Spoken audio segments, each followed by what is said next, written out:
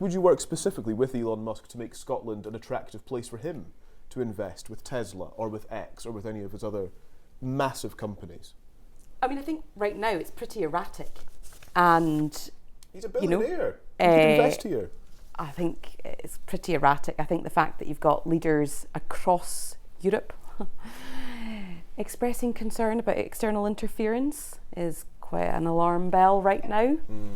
And I would probably just proceed with caution. Okay. And we've got, and you know, one of the absolutely bizarre things that Anna Sarwar was talking about yesterday was he wants to have a good go at the enterprise development agencies in Scotland. We've got great enterprise development agencies in the Highlands, Hans Enterprise, Scottish Enterprise, and South of Scotland Enterprise, and you know, they act on our behalf in attracting international investment. They do a really good job at that. So I think that should give us a lot of confidence that we've got these arrangements well in hand. And I just should say, in the interest of completeness, I'd take a few quid from Elon Musk for Aberdein Football Club as well. I'll take it anyway. That is an important. I think that the Trump question is easier than the Musk question, right? Trump's the president of the US. It's just that, you know, obviously he has to be engaged with. There's no question about that at all.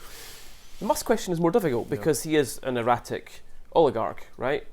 But he's also somebody who builds things that are very important to us. So lots of rural Scotland, for example, uses Starlink. It's an excellent service for lots of places that don't have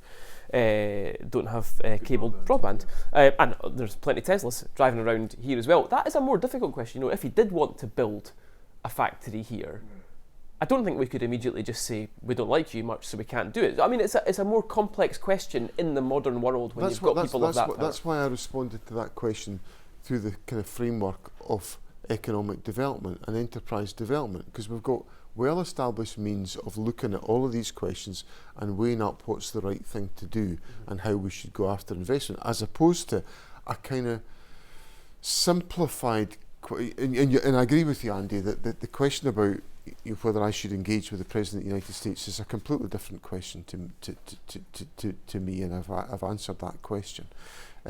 But when it comes to economic development measures, we've got to proceed with care and with caution. We can't automatically say, yeah, that's going to be a runner. There's got to be good processes gone through to make sure we're doing the right thing to get the right investment. Because we've got fair work principles that matter to us, that make economic developments conditional because they are so significant to us. So we've got to do these things in the proper fashion. That's essentially why I would answer that question the way that I've answered it.